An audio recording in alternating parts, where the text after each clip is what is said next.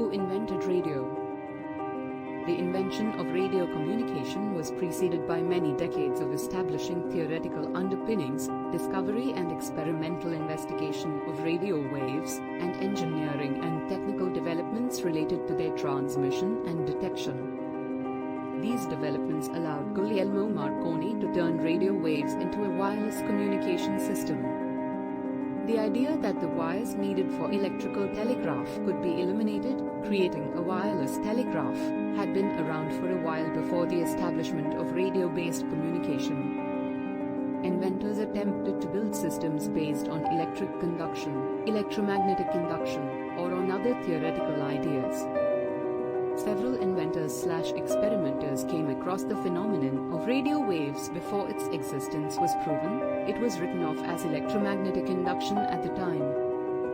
The discovery of electromagnetic waves, including radio waves, by Heinrich Rudolf Hertz in the 1880s came after theoretical development on the connection between electricity and magnetism that started in the early 1800s.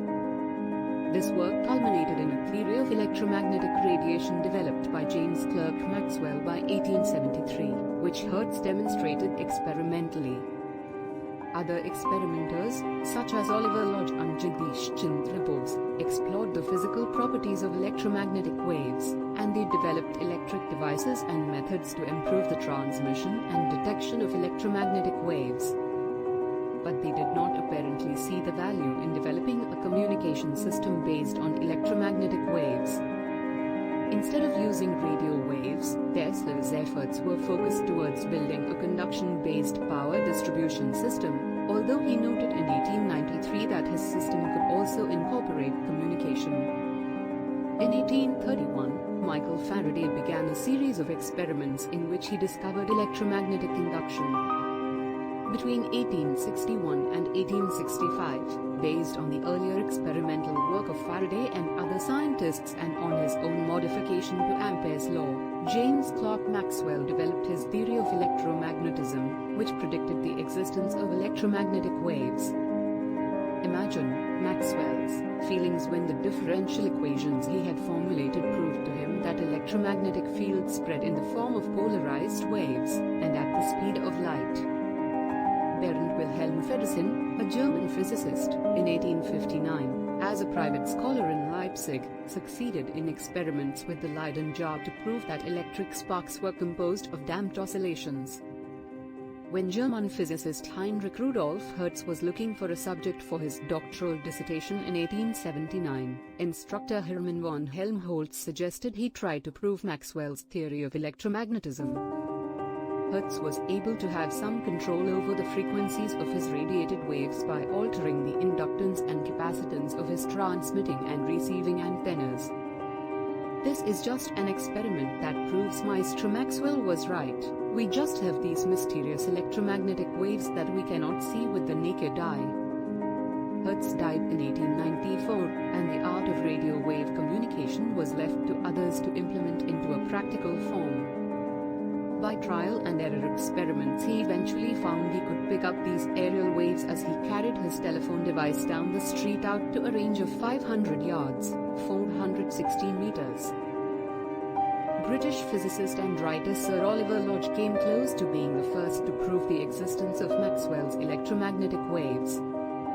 On the 1st of June 1894, at a meeting of the British Association for the Advancement of Science at Oxford University, Lodge gave a memorial lecture on the work of Hertz, recently deceased, and the German physicist's proof of the existence of electromagnetic waves 6 years earlier. When the small electrical charge from waves from an antenna were applied to the electrodes, the metal particles would cling together or cohere, causing the device to become conductive, allowing the current from a battery to pass through it. His early demonstration and later development of radio tuning, his 1898 syntonic tuning patent, would lead to patent disputes with the Marconi Company. In 1894-95, the Russian physicist Alexander Stepanovich Popov conducted experiments developing a radio receiver, an improved version of coherer-based design by Oliver Lodge.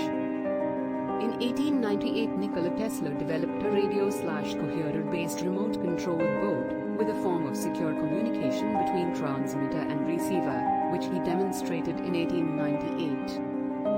Marconi's early apparatus was a development of Hertz's laboratory apparatus into a system designed for communications purposes.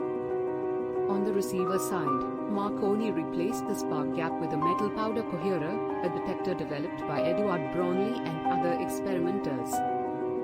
This was Marconi's initial patent for the radio, though it used various earlier techniques of various other experimenters and resembled the instrument demonstrated by others, including Popov. In July 1896, Marconi got his invention and new method of telegraphy to the attention of Preece, then engineer-in-chief to the British government telegraph service, who had for the previous 12 years interested himself in the development of wireless telegraphy by the inductive-conductive method. Marconi's wireless telegraphy was inspected by the Post Office Telegraph authorities. They made a series of experiments with Marconi's system of telegraphy without connecting wires, in the Bristol Channel. Marconi fitted up his apparatus on board the Royal Yacht by request, and also at Osborne House, Isle of Wight, and kept up wireless communication for 3 weeks between these stations. The Cunard Daily Bulletin, a 32-page illustrated paper published on board these boats, recorded news received by wireless telegraphy, and was the first ocean newspaper. Marconi was awarded the 1909 Nobel Prize in Physics with Carl Ferdinand Braun for contributions to radio sciences.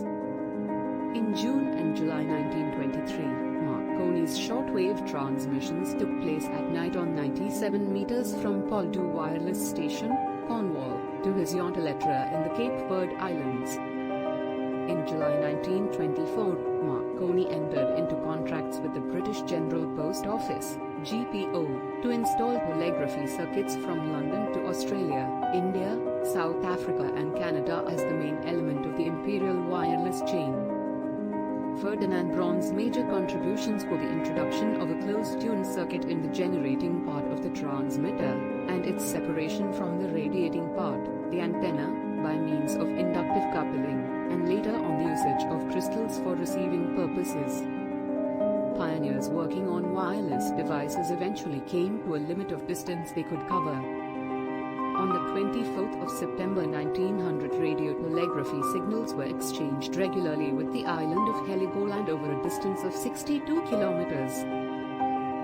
By 1904, the closed-circuit system of wireless telegraphy, connected with the name of Braun, was well known and generally adopted in principle. John Stone labored as an early telephone engineer and was influential in developing wireless communication technology, and obtained dozens of key patents in the field of space telegraphy. Fessenden quickly made major advances, especially in receiver design, as he worked to develop audio reception of signals. In an interview with a New York Journal correspondent, Fessenden stated that in his early apparatus he did not use an air transformer at the sending end, nor a concentric cylinder for emitters and antennae, and had used capacity, but arranged in a manner entirely different from that in other systems, and that he did not employ a coherer or any form of imperfect contact. Fleming's diode was used in radio receivers for many decades afterward, until it was superseded by improved solid-state electronic technology more than 50 years later. Lee De Forest had an interest in wireless telegraphy, and he invented the Audion in 1906.